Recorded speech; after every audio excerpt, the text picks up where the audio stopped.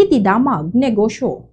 Nakay-record ti may katlo nga agsaro no panagpangato ti local nga stock market kalpasan na nagsara ti Philippine Stock Exchange Index iti 6,188.03 nangat-ngato iti 1.02% gapu iti positibo panagkita dagiti agpuunan.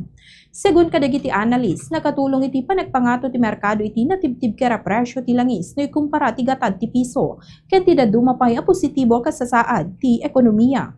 Kabayatan nang imatupay dagiti stock market ti Asia gapu iti panagbangon dagiti technology shares.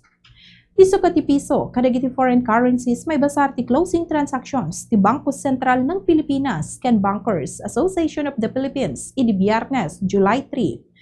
US dollar 61 pesos and 42 centavos, Singapore dollar 47 pesos and 64 centavos, Hong Kong dollar 7 pesos and 85 centavos, Euro 70 pesos and 43 centavos, ken Saudi Arabian Rial 16 pesos and 40 centavos.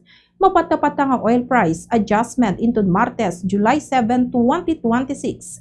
Ti diesel ngumina ti 2 pesos and 15 centavos aging 3 pesos and 15 centavos kada litro.